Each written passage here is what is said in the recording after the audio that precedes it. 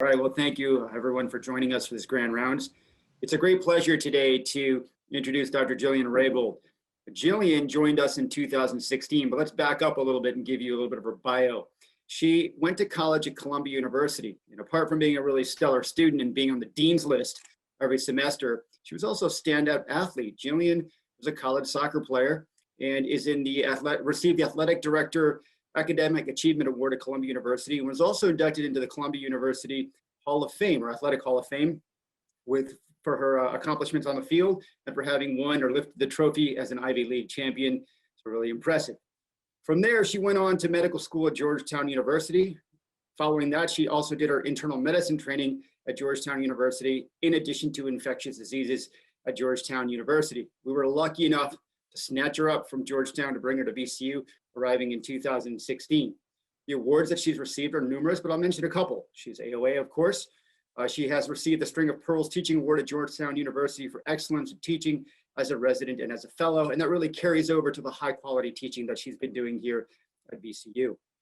Here, the major roles, apart from seeing patients and being a superb clinician, has been that of a fellowship associate director for the beginning of her tenure here, and since 2020, Dr. Raybould has taken over as the fellowship director of the ID Fellowship.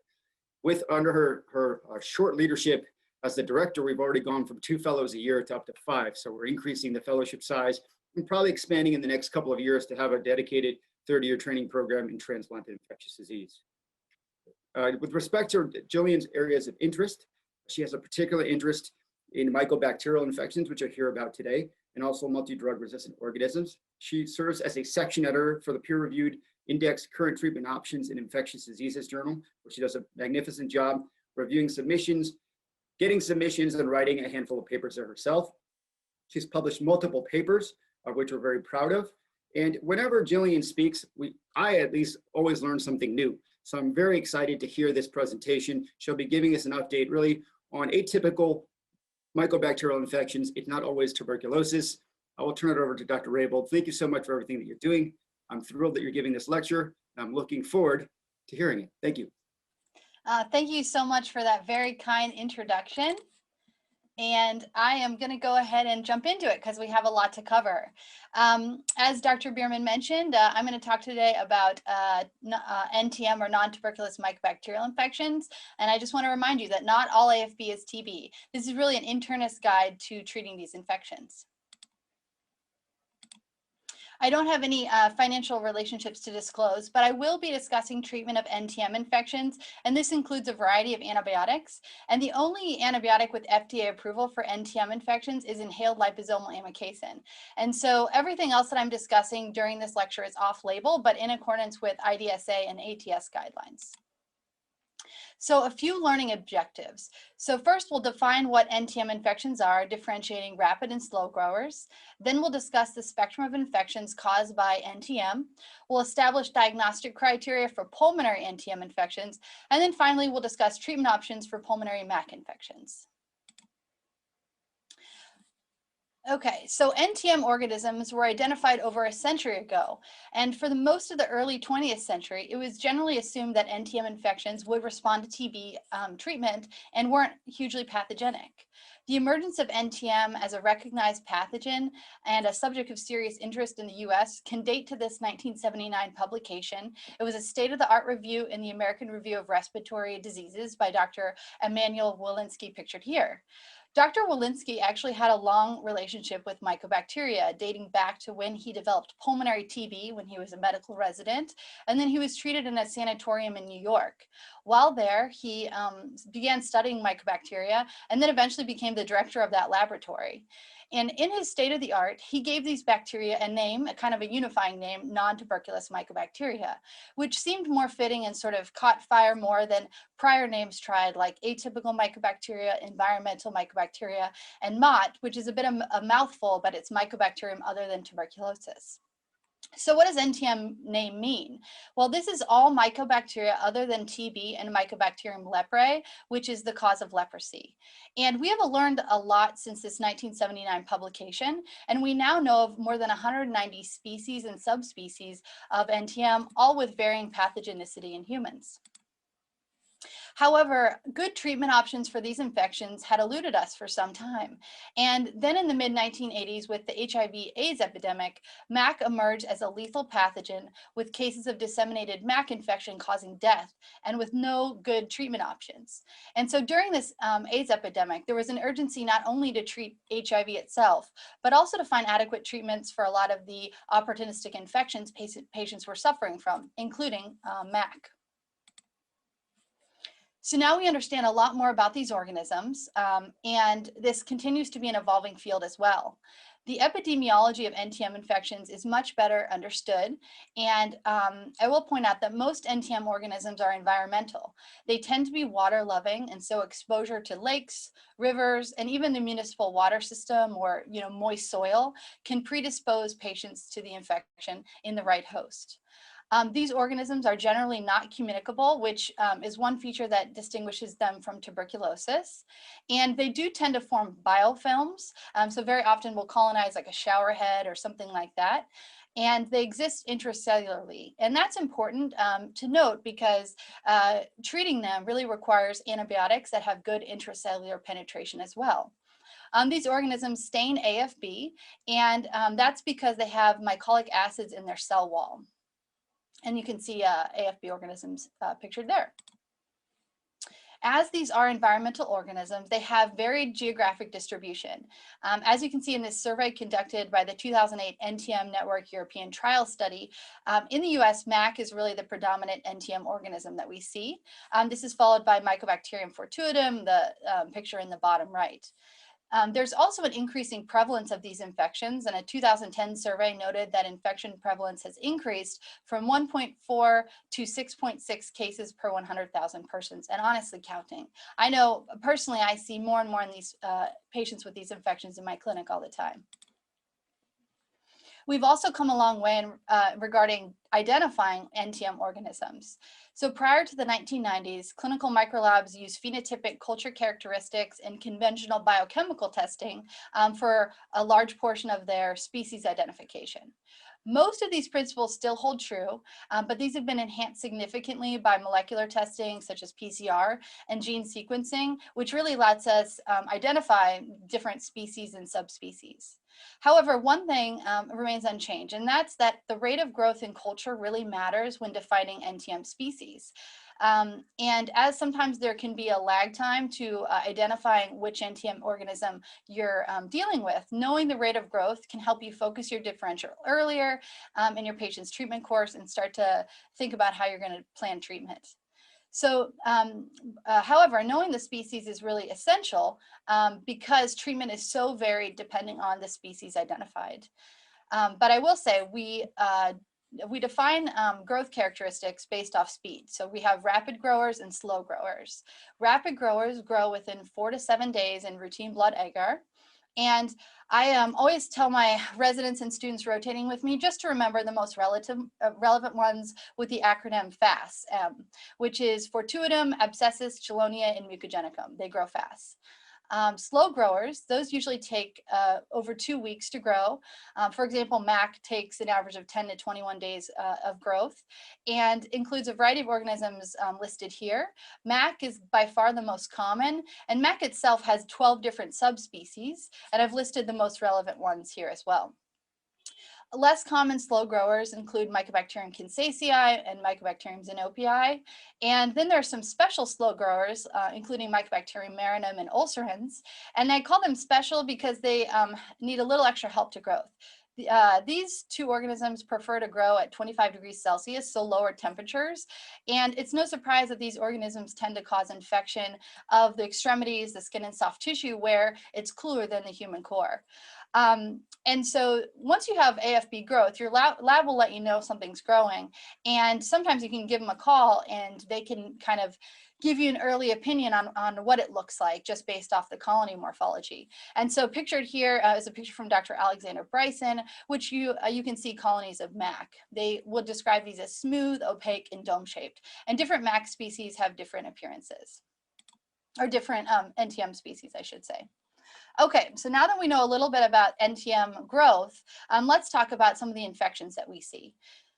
Pulmonary infections are by far the most common manifestation of NTM infections. This makes up about 75% of NTM infections that we see.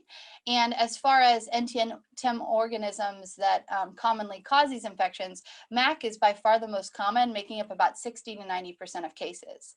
This is followed by Mycobacterium abscessus, which is a pretty bad player because it's much more difficult to treat than even pulmonary MAC. And that's because these organisms have a very high resistance to antibiotics. They have this inducible resistance to macrolides through this gene, which can make it really tricky to treat. And the Mycobacterium abscessus infections also tend to be a little bit more rapidly progressive than pulmonary MAC. The third most common NTM lung infection that we see is Mycobacterium Canceri. And this one's kind of interesting because it acts like tuberculosis. So like TB, it can cause upper lobe infection, often with thin-walled cavities. And it's actually the most responsive to antibiotics, both in cure rates and also in the type of antibiotics. So you treat it very similar to tuberculosis, and cure rates are higher than 90%, which is quite different than some of the organisms that we deal with.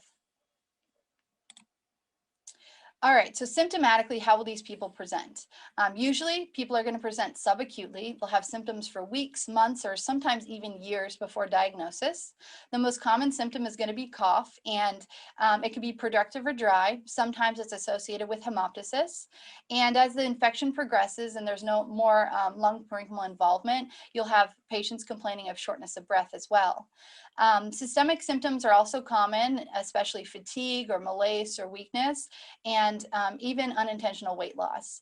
Fevers are actually a relatively uncommon manifestation of pulmonary NTM, which again is another distinguishing feature from tuberculosis.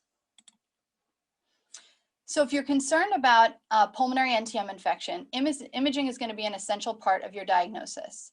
Pulmonary NTM infections can be categorized based on kind of their radiologic appearance, and with three main groups pictured here. And from left to right, we have ascending severity. So on the left is one of my patients who has non-cavitary nodular bronchiectatic disease.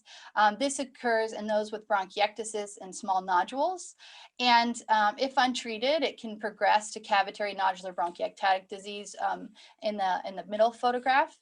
And in this category, patients have similar appearance, but now they also have cavities as well. And then finally on the far right is fibrocavitary disease. And in this category, patients have cavities, nodules, also have developed fibrosis, and often pleural involvement as well. A significant number of patients may fit into multiple categories, and some may not fit into any particular category, such as those who have a solitary pulmonary nodule, which can be associated with pulmonary NTM. However, it's really important to note sort of the extent of your patient's disease, because it will impact decision-making for treatment. And in particular, if your patient has cavitary lesions, or certainly fibrocavitary disease, your threshold to treat is going to be much, much lower. There is another entity of NTM lung disease, and it's called hot tub lung. And this is caused by MAC. Usually your patient will have some exposure, such as inhalation of a large load of MAC, typically from a contaminated hot tub, but other water source is also possible. And then they go on to develop flu-like illness, followed by dyspnea on exertion, cough, and hypoxia.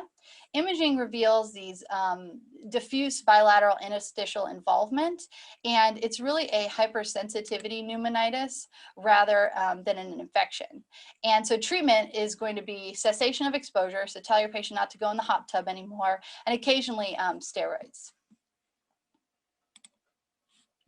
Okay, so why do people get NTM infections? And this is my hypothesis, and for all infectious diseases, it can boil down to this. So whenever an infection occurs, there is a delicate interplay between pathogen, host, and event or exposure. So for NTM pulmonary infections, it's underlying architectural changes of the lungs, like bronchiectasis, cystic fibrosis, COPD, or alpha-1 antitrypsin deficiency, that make the patient the right host. I just want to point out that bronchiectasis is also a downstream effect of pulmonary NTM infections. And so there's a little bit of a chicken and the egg conundrum with that one. Other things that might put your patient at risk and make them the right host is immunosuppressive medications, including inhaled steroids and biologics. So then the next thing to consider is the pathogen. So there are certain NTM species that are unlikely to be pathogenic. For example, if you culture Mycobacterium gordoniae from the lungs, about 99% of the time that's a contaminant and nothing to worry about. This is compared to Mycobacterium Canceri, which I pointed out earlier, acts really similar to TB. And just like TB, if we find it, it's usually the real deal. So know what your pathogen characteristic is. And then finally, there has to be some event or some exposure. Unfortunately for NTM, they are environmental, so complete avoidance of them is really difficult. And as I mentioned, they are often colonizing the water supply. And so places these may hide would be shower heads, faucets. They can aerosolize in warm water when someone's taking a shower, or even soil exposures. And if your patient breathes in enough, then and they have it's the right host and the right pathogen, that's really when an infection occurs. Okay, so we've touched on pulmonary NTM, which is by far the most common infection you'll see from these organisms, but I do want to discuss a couple other potential infections you'll see. So skin and soft tissue infections are the second most common manifestation of NTM infections, making up about 15% of the cases of NTM infections.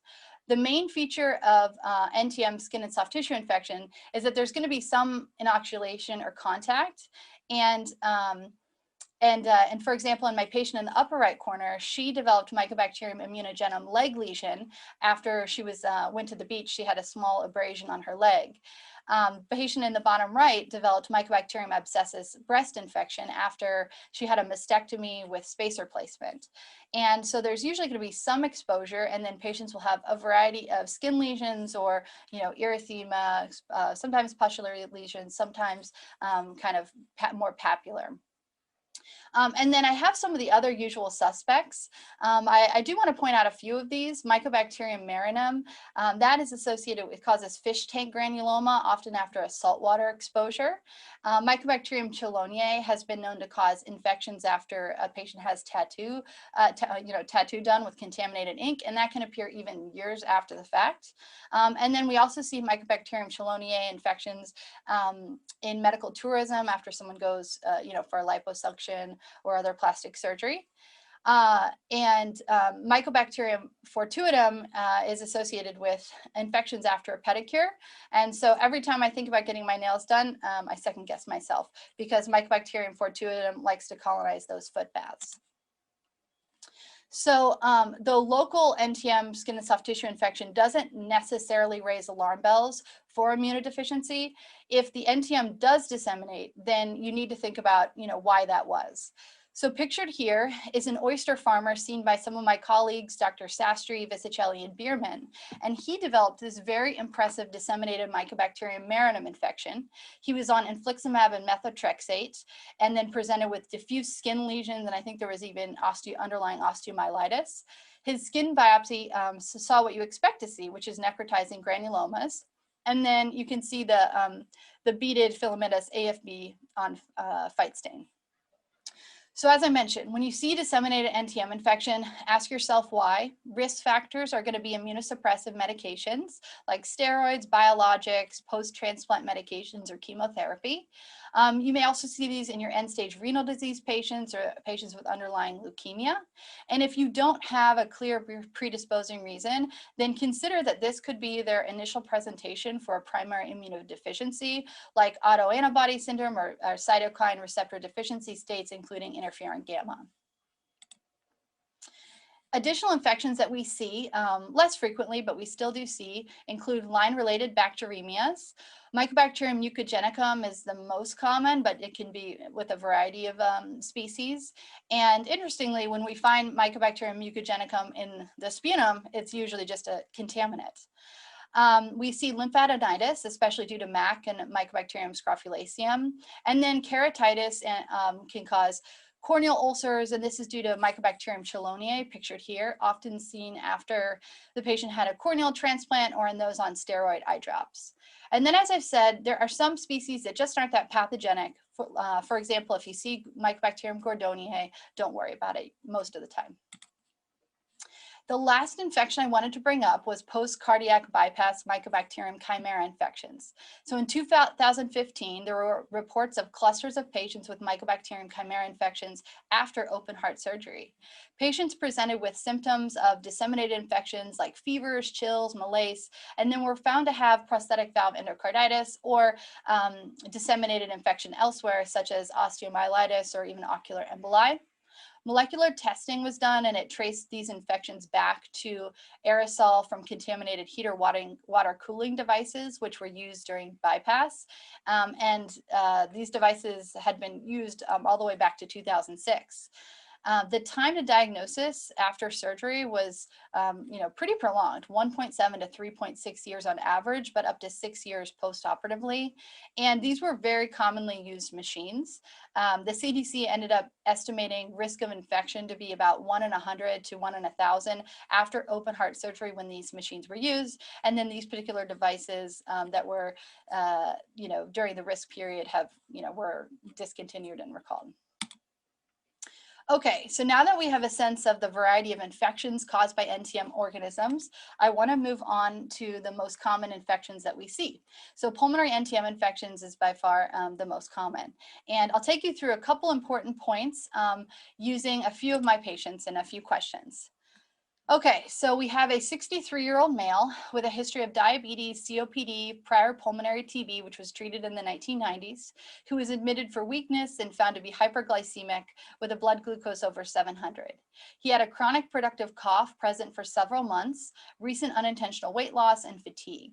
He was previously incarcerated, previously homeless, has a 40-pack year history of smoking, heavy alcohol use, and HIV testing was negative, but his interferon gamma release assay testing was positive. His CT chest is pictured here, and you can see he has this thick-walled cavity localized in the right upper lung and some surrounding consolidation. He has 3 sputum AFBs obtained on admission, and that was just 3 days ago, which note that he's 2+ on smear, and his TB nucleic acid amplification test is negative. AFB culture is pending. So what do we do next? Should we start him on RIPE therapy for treatment of TB, start him on azithromycin, rifampin, and ethambutol to treat likely pulmonary MAC, start him on IV amikacin, oral azithromycin, rifampin, and ethambutol to treat likely cavitary pulmonary MAC, or just hang tight and see what grows? And we're having trouble with the poll anywhere, so you can, just answer to yourself or post it in the chat if you'd like. Okay, so at this point, you really want to hang tight and see what grows and give us a call. So a few things to note about this patient. He did have a positive IGRA test, but this can remain positive for life and in those who have had prior TB that was treated. And so it's no surprise that he still has a positive test. There are some NTM organisms that can cross-react with the IGRA, in particular Mycobacterium Canceri and Mycobacterium marinum. But I think in this patient, it probably represents his prior pulmonary TB.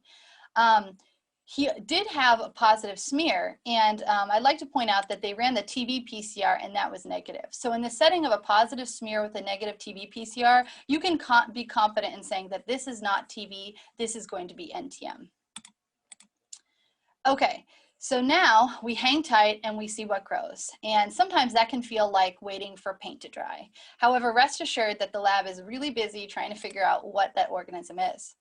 So while we think the paint is growing or the paint is drying or we're waiting for something to grow, what's happening in the lab? So I want to thank Dr. Alexander Bryson for providing this very helpful kind of flow chart for what's happening in the lab with our AFB cultures.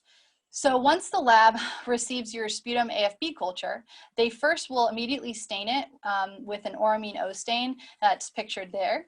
And this particular stain kind of helps select for AFB organism and drowns out a lot of the other background noise like respiratory flora. If the AFB smear is positive, or the stain is positive, then they will run the TB PCR. And that will help you figure out, is this TB or not? If the stain is negative, then most of the time you just move on to culturing it. For the hospitalized patients, they do run the TB PCR on smear negative samples for the first 2, and that's because it helps to de-escalate from airborne isolation. All right, so in addition to doing the Oramino stain, they culture the specimen after a decontamination step, and they put your specimen on the solid media, it's the Lewis and Jensen media, and then also a liquid broth, which has this antimicrobial cocktail, the Panta. And then they hold your cultures. And if something grows, they hold them for a total of 8 weeks, but if something grows, they will immediately do a DNA probe. And in particular, we have DNA probes for MAC, TB, Mycobacterium Canceri, and Mycobacterium gordonii. If the probe is positive, well, you have your organism. If negative, then they will go ahead and send it for sequencing. And so it can take some time to identify exactly what organism you're dealing with. But as I've said before, it's really essential to know what you're dealing with. So here's our patient. And I just want to point out that he had a positive smear, and then he grew MAC, and it grew right at 14 days. So kind of textbook speed of growth. Okay, so our patient, likely has pulmonary MAC infection, but let's talk about the diagnostic criteria and how we arrived at that. So this is per the 2020 IDSA ATS guidelines, and per the guidelines, diagnosis is based off clinical, radiographic, and microbiologic diagnosis. So to be diagnosed with infections, the patient has to have pulmonary or systemic symptoms and radiographic evidence of disease, such as nodules, cavitary lesions, bronchiectasis, etc. And then their microbiologic diagnosis they get by having at least 2 sputum cultures which are positive, or 1 BAL or tissue specimen that's positive, or tissue that shows granulomas, and 1 positive culture, which can be BAL or sputum. It's important to replicate the NTM growth when utilizing just sputum cultures, because clinically significant MAC pulmonary disease is unlikely in patients who just have a single positive sputum culture. However, the likelihood raises significantly if they have more than 2 positive cultures, and they have symptoms, and they have imaging. And the other thing to note is that you always consider the organism that's on culture. And so, as I've said multiple times, if you have Mycobacterium gordonii, you'd really have to convince me that there's no other infection there, and that's causing their clinical spectrum, compared to Mycobacterium Canceri, which I would need very little convincing. Okay, so our patient does have pulmonary NTM infection, and now I'm going to talk about sort of the usual phenotypes of patients who get these infections. So we have the classic or more common Lady Windermere's phenotype, and then on the left we have the pulmonary NTM infection in someone with underlying lung disease. Okay, so first let's talk about Lady Windermere syndrome. Lady Windermere syndrome was a term coined in 1992 describing elderly, immunocompetent female who developed MAC infection of the right middle lobe and lingula. It was hypothesized that these patients had a habit of cough suppression, which led to inability to clear secretions and predisposed them to MAC infections. And so this syndrome was named after the character Lady Windermere from the Oscar Wilde play to suggest this fastidious behavior. Overall, patients fitting into Lady Windermere's phenotype tend to be older, often older than 60, have a low BMI, less than 18.5, no pre-existing lung disease or smoking history, and commonly have thoracic anomalies like scoliosis or pectus excavatum. There is also an association with mitral valve prolapse, and then recent evidence suggests genetic predisposition toward bronchiectasis, but I think more study needs to happen for that. These patients typically have a chronic cough, shortness of breath with exertion, fatigue, and weight loss. And then classically, they'll have nodules, bronchiectasis, ground glass opacities on imaging. However, this phenotype of patient can really fit into any of the 3 radiographic categories that I previously described: nodular bronchiectatic, cavitary, or fibrocavitary. It is unknown if bronchiectasis is the result of the Mycobacterium infection or due to some other process, and then predisposes them to this infection. And this phenotype tends to have symptoms on the span of months or even years, and so they tend to have a more slowly progressive course. So this is compared to what the first patient has, which is NTM infection in those with underlying lung disease. I've heard Dr. Winthrop out of University of Oregon coin the term deuteromeres to describe this second type of patient. And based off this retrospective review of 34 patients, these were 34 non-cystic fibrosis bronchiectatic males who developed NTM disease. This type of patient is usually older. The average age in this review was 71. They usually have a significant smoking history and COPD. There was an association with kyphoscoliosis, which can occur, as you know, in the setting of COPD, and they too have a lower BMI. They are more likely to have apical cavitary lesions, and they tend to be more rapidly progressive as well. Okay, so let's move on to another case.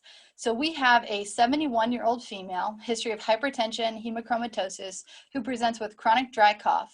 Her cough has been present for 3 or 4 years. She has shortness of breath when walking up steep hills. She denies fatigue, weight loss. On exam, she's thin, her BMI is 21. She's signing well with clear lungs. Workup included a CT chest, which showed bilateral tree and bud nodularity and mild bronchiectasis. And she couldn't give us sputum because she wasn't coughing any up. But she did have a BAL, which was smear negative and culture positive, growing MAC. So what do? Have a discussion with the patient regarding risk and benefits of antibiotic treatment, recommend starting thrice weekly azithromycin and rifampin, recommend starting daily azithromycin and rifampin, start airway clearance maneuvers, do a couple of these things, A and B, or go ahead and do A and D plus or minus B. So at this point, I think A, D, and possibly B are going to be the right move. And this really is not an easy question to answer. This patient does meet diagnostic criteria for pulmonary MAC infection. She has symptoms, her CT imaging findings are consistent, and then she had a positive BAL culture. However, diagnosis of MAC or NTM infection doesn't automatically mean you should start therapy. And so you want to start with a discussion of risks and benefits of treatment. Treatment of NTM infections is not simple, as we'll get into shortly, and you're really committing your patient to a very prolonged, on average 18 to 24 months of multiple antibiotics, all with potential toxicities. Response rates may be modest, and then recurrent infection is also common, and so I like to arm my patient with information before we start therapy. Airway clearance maneuvers are something you should go ahead and start because there's really not a lot of downside, and we'll get into sort of the benefit of those. But for this patient, I would definitely start with a discussion and then consider starting therapy after we have that discussion. So we'll focus on making that decision, doing that risk-benefit analysis of to treat or not to treat. So let's take a closer look at some of the prognostic factors for pulmonary NTM infections, which can help you make that decision. So this retrospective review looked at 634 HIV-negative patients with pulmonary MAC. 76% had nodular bronchiectatic, with 16% having fibrocavitary disease. Patients were followed for a mean of 4.7 years. 75% of patients were observed or on one drug. 20% received 2 to 5 drugs. And then they looked at cumulative and MAC-specific mortality. 5-year cumulative mortality was 24%, and 10-year cumulative mortality was 46%, while MAC-specific mortality rate was 5% at 5 years and 15% at 10 years. In the observation group, all but one patient who died from MAC itself were over 75 and had severe comorbidities. This study did find that cavitary lung disease was associated with increased mortality, as demonstrated by this Kaplan-Meier survivor curve. You can see the light gray line at the bottom is survival in those with fibrocavitary disease compared to those with nodular bronchiectatic disease, who tended to do much better. They also identified BMI of less than 18.5, anemia, elevated CRP to be negative prognostic factors as well. So these factors can help guide you on your decision-making on who and when to initiate therapy on. Further impacting your decision to treat is this data published in 2017. So this study was a retrospective cohort study, which looked at patients from 2005 to 2012. 40 patients with nodular bronchiectatic MAC were followed with serial CT scans over at least 4 years. Most patients actually had minimal symptoms at the start of the study, and if patients were started on treatment during the study and they progressed, they were excluded. 2 radiologists reviewed initial and final CT scans, and then they had a scoring system that was based on the extent of disease, including, bronchiectasis, cavities, consolidations, nodules, etc. They found that 39 of 40 patients had radiologic progression during the study, regardless of their symptomatic progression. And so this study emphasizes the importance of monitoring patients closely over time and continuing to evaluate the risk and benefits of therapy if you decide to defer. However, complicating matters, not all patients who meet criteria for pulmonary NTM disease will develop clearly progressive NTM infection. So this study looked at 488 patients with MAC, and 305 patients, or 62%, had progressive disease and were started on treatment within 3 years of diagnosis. 115 patients were in the stationary group, were stable at 3 years after initial diagnosis without evidence of clinical or radiologic deterioration. And patients who didn't progress were more likely to have a higher BMI, nodular bronchiectatic pulmonary disease, less extensive involvement, and a higher FVC at diagnosis. In those who were not treated, half actually underwent spontaneous sputum conversion during a median follow-up of 5.6 years. And so predictors of spontaneous sputum culture conversion included those who were younger, had a higher BMI, negative sputum AFB smears at initial diagnosis.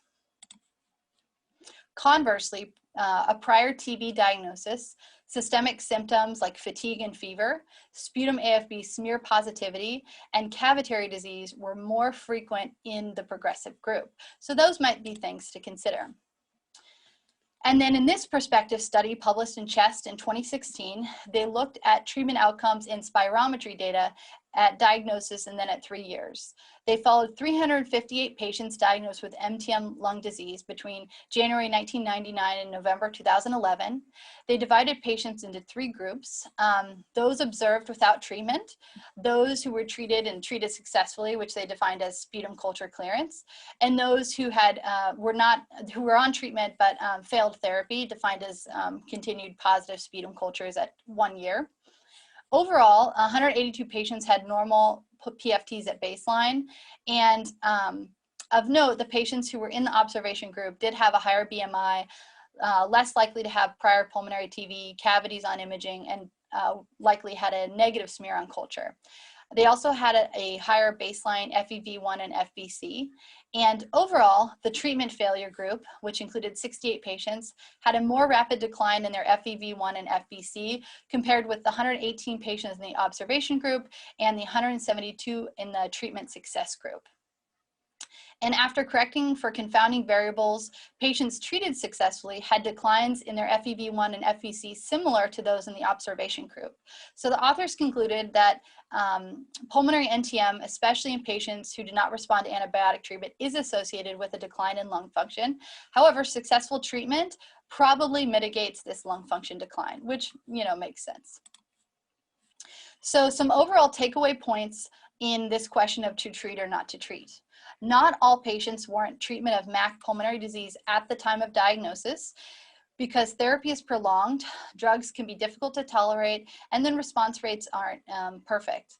In some cases, it is reasonable to consider just following your patient over time, and some factors to consider when figuring out if you should treat or not to treat would be, first, how symptomatic is your patient?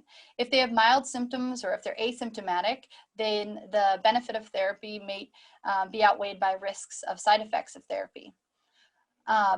Similarly, what does their imaging look like? Cavitary disease progresses more rapidly, as I've demonstrated by these studies, and therefore would warrant treatment. However, in a very frail elderly patient who has just mild nodular bronchiectatic disease, well, you have to balance efficacy and tolerability, so you might just plan for watchful waiting. How much NTM is present? So smear positivity suggests a greater load of infection and can progress more rapidly, so would likely benefit from treatment earlier. And then finally, delve into your patient's other comorbidities. Do they have underlying lung disease, such as are they the COPD patient who is more likely to have an aggressive course? Or do they have some comorbidities which would likely lead to, a higher mortality than their pulmonary NTM infection, such as, a malignancy or advanced heart failure or something like that? And then always, what does your patient want to do? Arm them with the information to really make a shared decision. So I always make my patients aware of the fact, that treatment is prolonged a year from culture clearance, like they're going to have to take multiple medications, and then response rates. For example, with pulmonary MAC, response rates are between 60 and 80%, and risk for recurrence is high, 30 to 40%. However, their pulmonary infection can progress over time, and so most likely they're going to probably need therapy at some point, but it may be waiting until the right moment for them. However, if you don't start antimicrobial therapy, then I really want to emphasize that your patient is not done. You need to periodically survey their sputum cultures, get chest imaging, and evaluate their symptoms, and you may even want them to get periodic pulmonary function tests. Though NTM infections are often indolent, there can be long-term disease progression, as I've demonstrated, and even increased mortality in these patients. So really weigh those risks and benefits to help your patient make a good decision. But no matter if you decide to start antibiotics or not, you should be sure that they get some kind of airway clearance regimen. So for this part of therapy, I always reach out to my pulmonary colleagues for assistance, and all of our pulmonologists here are more than willing to help out, because this is really their expertise more than mine. Airway clearance is your best treatment for bronchiectasis, for the bronchiectasis component of their disease. And the goal for airway clearance is to mobilize mucus from the airways, which helps treat current infection and also helps to reduce their risk for recurrence in the future. In one retrospective study, 15% of patients actually cleared their sputum culture with just initiation of airway clearance maneuvers. So some usual pulmonary regimens may be use of this Arabica device twice a day, as well as hypertonic saline nebulizers. And I emphasize to my patient that this will be long-term, likely lifelong.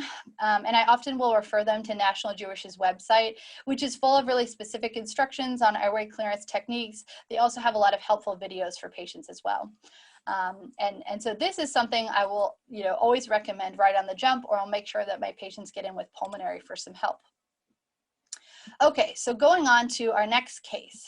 This patient is a 73-year-old female with history of Parkinson's disease and asthma who presents for evaluation of a chronic cough for the last 6 years. Cough is occasionally productive and worse at night and in the morning. And she has progressive shortness of breath over the last 6 years as well, a 15-pound unintentional weight loss in the last year. On exam, she's elderly, thin. She has a few scattered bronchi in her right lung. Her CT chest shows mild to moderate bronchiectasis, diffuse nodules. She's HIV negative, had normal CBC, CMP. Her BAL is smear 3+ and is growing MAC. As you can see, this patient does meet diagnostic criteria for pulmonary MAC. She has symptoms, imaging, and positive culture, and she really fits into the classic Lady Windermere syndrome. So the question is, in addition to starting her on airway clearance regimen, what do you do next? Follow up on susceptibilities to guide treatment, start her on thrice weekly therapy with azithromycin, rifampin, and ethambutol, start on azithromycin, rifampin, and ethambutol daily, start her on azithromycin, rifampin, and inhaled liposomal amikacin, or monitor symptoms, imaging after discussion of risk and benefits of antibiotics. Okay, so for this one, you're going to want to see what your susceptibilities are. And in this particular patient, I recommend that because she's gotten many courses of Z-Paks and levofloxacin. So she may be at risk for macrolide resistant MAC, and I'd want to know that going in. Okay, so as per IDSA ATS guidelines, it's recommended to have pertinent susceptibilities back before starting therapy. This is especially true for a patient like ours who's had those repeated courses of azithromycin. And regarding susceptibility testing, these are obtained through broth microdilution, pictured here. They test a variety of antibiotics listed at the top at varying concentrations. And if there's growth, you see a little white dot. And if there's no growth, you'll see it'll be clear. And so the point that it goes from growth to no growth is how they identify the MICs. When it comes to MAC, the macrolide susceptibility and the amikacin susceptibility are really the only drugs that you care about. Those are the only ones with clinical correlation with in vitro susceptibility. And so luckily for our patient, she's sensitive to both. So now that we know she's macrolide susceptible, we can plan our treatment. And although there are no well-designed randomized controlled trials of macrolide therapy, macrolide susceptibility has been a consistent predictor for treatment success for pulmonary MAC, and macrolides are really your backbone of therapy. Loss of your macrolide from the treatment regimen is associated with a significantly reduced rate of sputum clearance and has a higher mortality. So the guidelines are helpful in defining usual first-line treatment, and first-line treatment for MAC includes macrolide with ethambutol, rifampin, or rifabutin, and dosing really depends on disease severity. So thrice weekly dosing is adequate if you just have nodular bronchiectatic disease and is associated with less side effects. However, if they have cavitary disease or severe or previously treated disease, you would start with daily dosing therapy, and you may even consider initiation of IV amikacin as well for the first 2 to 3 months. Per the guidelines, 3-drug therapy is preferred over 2-drug therapy, and that's because you really want to protect that macrolide. So treatment of pulmonary MAC is difficult. Most of the first-line anti-TB drugs have 10 to 100 less in vitro activity, and we lack really good trials to help determine ideal treatment regimens. In general, here are some things that we know. We know that azithromycin is preferred over clarithromycin because it's much better tolerated. There are less drug interactions, including with rifampin, and a lower pill burden with equal efficacy. The next thing we know is to protect your macrolide. So what do I mean? And if you learn one thing today, I would like it to be this. Protect that macrolide. Give it with the appropriate companion medications so that your patient doesn't develop macrolide resistance. Ethambutol is your best guard against macrolide resistance. And so if you're starting a macrolide, you almost always want to start ethambutol as well. Other drugs are helpful if you're unable to give ethambutol, and you always want to have, multiple agents trying to protect that macrolide. So this table is from a very nice review article on treatment of MAC, and they kind of outlined what antibiotics are going to protect your macrolide, what antibiotics are going to protect your amikacin, and define them as, probable protection and possible protection. And you always want to have at least one probable and one possible agent going.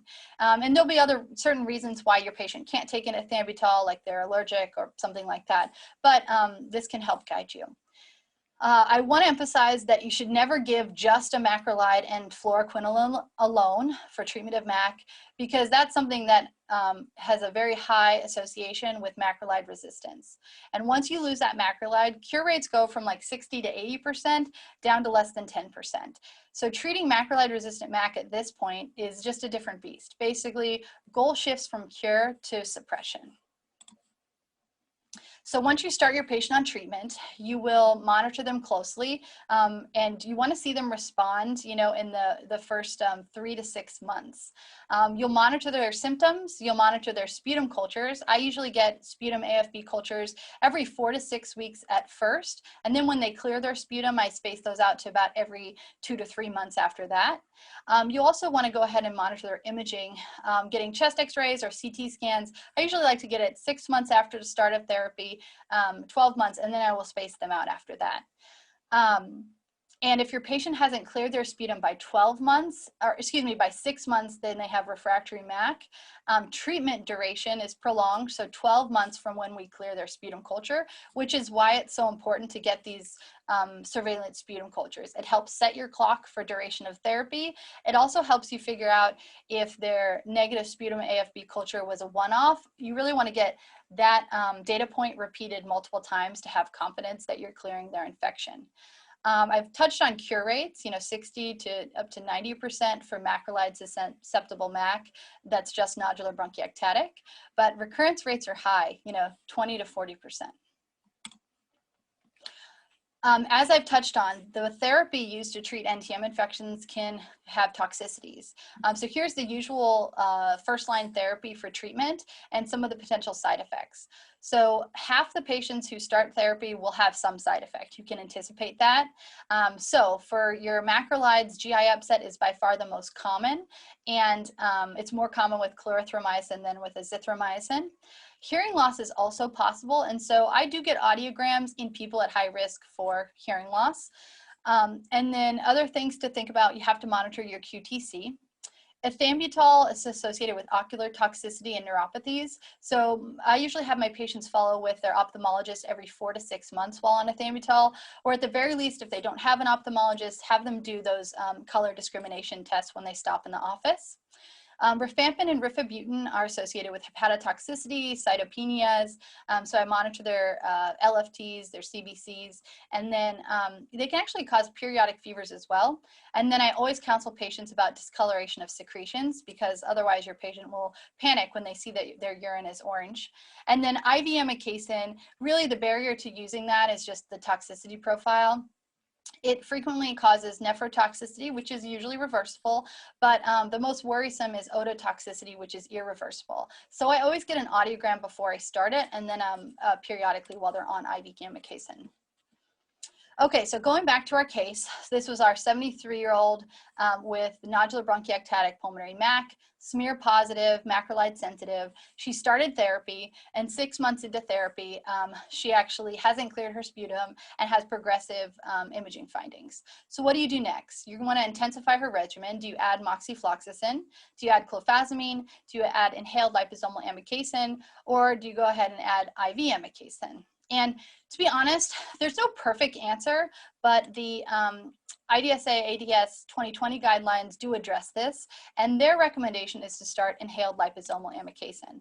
So I'll take you through why that is. So inhaled liposomal amikacin was FDA approved in October 2018 for treatment of patients with refractory pulmonary MAC, and it's the only FDA approved medication. Approval was based off this CONVERT trial, a phase 3 trial. Patients were assigned in a 2-to-1 fashion to either receive guideline-based therapy, which was, azithro, ethambutol, rifampin, or that in addition to inhaled liposomal amikacin. All patients in this study had refractory disease, meaning they had been on therapy for over 6 months and hadn't cleared their sputum. And actually, many patients in the trial had been refractory for years. The primary endpoint was sputum culture conversion for 3 consecutive sputums by 6 months of therapy was the goal. And then they were monitored with their sputum cultures until 3 months off of therapy. Overall, they found that there was a 3-fold increase in culture conversion in those on inhaled liposomal amikacin. So you can see those results here, which is pretty significant. So 65 of 224 patients, or 29%, converted their sputum to negative, compared to just 9% of patients in the usual treatment arm. And then they also had the secondary endpoint of if they stayed culture negative at 12 months. So 41 of these 65 patients were negative at 12 months, and then 36 patients were negative after 3 months off therapy. So the guidelines did recognize this was a very big win for NTM patients, many of whom are treatment refractory, and so they do recommend use of inhaled liposomal amikacin in that population of patients. The inhaled liposomal amikacin is superior to older formulations of inhaled amikacin because it's you give it via this specialized nebulizer, which is able to break it up into very small molecules, and it has better penetration intracellularly into the macrophages. And it's so much so that the break point for the inhaled liposomal amikacin can be higher. So if you give IV amikacin, your break point is 64, when it's considered resistant, versus 128 for inhaled liposomal amikacin, which, that's significant. I do want to touch upon adverse reactions, which are common. The main ones to think about: bronchospasm occurs, a third of patients. Usually it gets better over time. It's better if they take their albuterol inhaler 30 minutes before doing it. And then dysphonia, which I recommend lozenges, tea drinking, saltwater gargles as well. Ototoxicity was in 17% of patients, but was tinnitus rather than hearing loss. And then nephrotoxicity was no different than in those on usual therapy. And then the last one was hypersensitivity pneumonitis, which did lead to discontinuation of the medication. So overall, for treatment refractory pulmonary MAC, treatment's difficult, so you want to assess their adherence, repeat drug susceptibility testing if you're worried about resistance, strengthen their regimen either with inhaled liposomal amikacin or something else, and then sometimes we'll consider surgical resection. So this next case kind of describes the gray area of when to reach for something else. So this patient is a 53-year-old female, history of scoliosis, severe asthma, bronchiectasis, and pulmonary MAC, who comes in to establish care for her pulmonary MAC. She's had MAC for years, had been on therapy previously, and then she got put on this suppressive regimen of azithromycin and moxifloxacin. Now her symptoms have progressed, her imaging is looking worse, and she's smear 4+, and you can see she has very resistant MAC. So what do you do in this patient with progressive macrolide resistant, amikacin resistant cavitary pulmonary MAC? And this is when you reach to some of those alternative agents. At this point, the rules are there are no rules. There's no large studies to guide us, and it's really based off expert opinion. I included this table mostly for reference. It comes from that really nice review article I mentioned earlier. And here are some other potential drugs you might use, such as bedaquiline and clofazimine. So let me touch on those. So clofazimine is actually FDA approved for treatment of leprosy, and it's only available in the US through an expanded access protocol or single patient IND. And I'm a registered physician through the expanded access program, so we can make it available through our ID division to patients at VCU. This is a good alternative agent. In fact, in one retrospective 30-patient study, it looked as effective as rifampin. And in another observational cohort study, sputum conversion rate was around 50%. It is pretty well tolerated. So in that cohort study I mentioned, only 14% of patients develop side effects. And then side effects I monitor, well, 70% of people actually have some skin changes. For most patients, it's an all-over tan. Occasionally it can be splotchy, and that doesn't go away until months off of therapy. You have to monitor their liver function tests and their QTc as well. And then you have to have some kind of birth control plan in place because it can be teratogenic, both in men and women. Bedaquiline was recently FDA approved for treatment for multi-drug resistant tuberculosis. There is a black box warning for increased risk of death, as the trial showed higher mortality in the group of patients being treated for TB who received bedaquiline. It's generally well tolerated, but you do have to know what their QTc is and monitor that. And then arthralgias are probably the most common symptom patients report, as well as nausea. The other major downside is it's very expensive, well over $30,000. Oops. So here's an overall summary for treatment of pulmonary MAC infection. We kind of have the guidelines to help us with what's first line therapy, know if they are macrolide sensitive, know if they have cavities present, decide your dosing accordingly. And then if they're macrolide resistant or refractory, you may consider initiation of another antimicrobial agent. The last thing to consider is surgery. In certain patients, surgical resection in addition to medical therapy can be considered. You may go to surgery if your patient has refractory MAC, has severe cavitary disease, especially if localized to one area, if they have drug resistance, making antibiotic therapy alone less likely to be effective, or if they have complications like hemoptysis or very severe bronchiectasis. The decision to proceed with surgical resection must be weighed against risks. Of course, you have the usual risks of any surgery. In addition, you have to think about some of these other things. So inadequate lung expansion with residual postoperative space, bronchopleural fistula, stump dehiscence, or pleural Ntm infection as a result of surgery. So here are some lessons I've learned in treating these patients. Treatment can be difficult, so manage expectations, both your own and the patient's.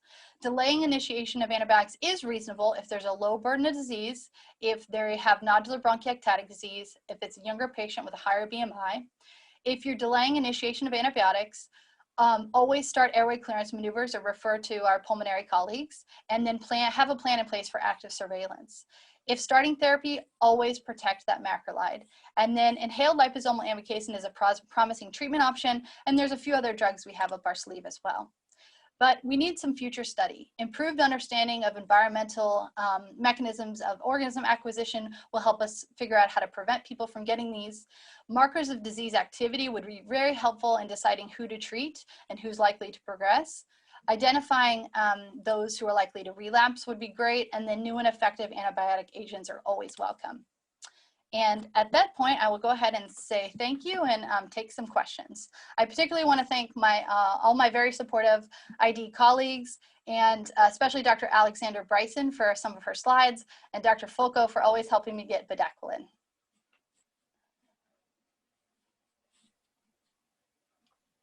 Fantastic, Jillian. Thank you so much. Is there time, Thomas, for Q&A? Yes, we have about 2 or 3 minutes for Q&A. Okay. Well, I'll let you run that, sir. I'm assuming there's a chat box. Yeah, we do have one question from Dr. Mayer asking, what tests do you use for patients from Europe who get BCG vaccine? Well, if you're asking about latent TB, then you can do the IGRA, the T-spot test, because that won't have cross-reactivity. The BCG vaccine cross-reacts with the PPD, and usually that actually wanes over time as well. If your question is if someone develops a Mycobacterium bovis infection after BCG, usually they'll get that after they have BCG installation for like bladder cancer or something. You would just want to identify that on culture. And then there's another question. Is there any role for empiric therapy in treating NTM while waiting for the susceptibility? Yes. Yes. Yeah, so the guidelines say wait for susceptibilities, but as you know, we don't always follow the guidelines. So in some instances, I have started therapy. I would want to know the organism. That I think is essential. But I think it's reasonable if your patient is very symptomatic to consider starting MAC therapy before your susceptibilities. But I'll tell you, the guidelines say wait.